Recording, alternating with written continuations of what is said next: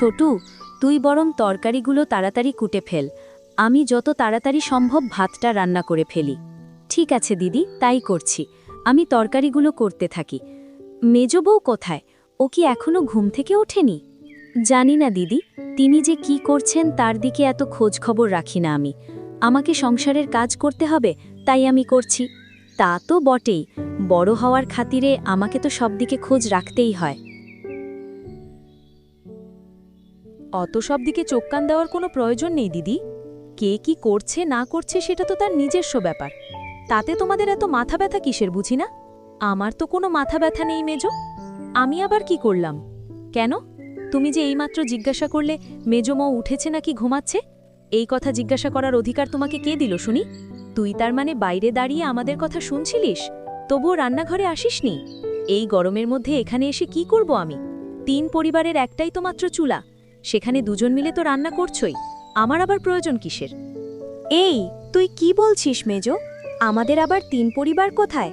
আমাদের তো একটাই পরিবার, আর তাই একটাই চুলা। ঢং যত্ত সব। এই পরিবার বেশি দিন আর এক পরিবার থাকবে না, এই আমি বলে দিলাম। যে পরিবারে কোনো মানুষের সম্মান নাই, সেই পরিবারে না থাকাই ভালো। তোমাকে আবার কি সম্মান দেওয়া হয় না দিদি? তুমি তো ঘরের কোনো কাজই করো না, সব কাজ আমরা দুজন মিলে করি। কি এত বড় কথা? আমি এই পরিবারের কোনো কাজই করি না? ঠিক আছে, তাহলে তো আর একসাথে থাকার কোনো মানেই হয় না। আমি আজকেই এই পরিবার ভাগ করার ব্যবস্থা করছি। গিন্নি, আমি অনেক চেষ্টা করেছি বুঝছো, ছোটকে নিজেদের দলে টানার, কিন্তু কিছুতেই আমাদের দলে ওকে টানতে পারছি না। আমার এখানে ভালোই লাগছে না। তুমি যত তাড়াতাড়ি সম্ভব আমাদের পরিবারটাকে আলাদা করার ব্যবস্থা করো। কি হয়েছে আজকে? তুমি একটু বেশি রেগে আছো বলে মনে হচ্ছে। সারা দিন অন্যের বেশি কথা শুনতে আমার আর ভালো লাগে না। 3 পরিবারের একটা চুলা, আমাকে তো ওরা রান্নাঘরে ঢুকতেই দেয় না। ওরা নিজেরা নিজেদের ইচ্ছা মতো কাজ করে আর সারা দিন আমার নামে বদনাম করে। আজকে তো আমি লুকিয়ে লুকিয়ে শুনেছি 2 জন মিলে আমার নামে কত কথা বলছে। ঠিক আছে গিন্নি, আমি কালকেই বড়দার সাথে সরাসরি কথা বলবো। এভাবে আর একসাথে থাকা যাচ্ছে না, জিনিসটা বড্ড বাড়াবাড়ি পর্যায়ে চলে যাচ্ছে। তোমার পিছনে ওই দুটো বউ সারাদিন লেগে থাকে, এটা তো আর মানা যায় না।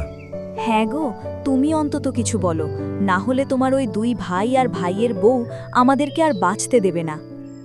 এভাবে তাদের পরিবারে ঝামেলা হতে হতে একসময় তারা যে যার মতো আলাদা হয়ে যায়, কিন্তু আগের মতো তাদের পরিবারে আর সুখ শান্তি থাকে না। গল্পটি কেমন লাগলো অবশ্যই জানাবেন। ভালো লাগলে নিয়মিত এমন সুন্দর গল্প পেতে সাবস্ক্রাইব করে আমাদের চ্যানেলের সাথেই থাকুন।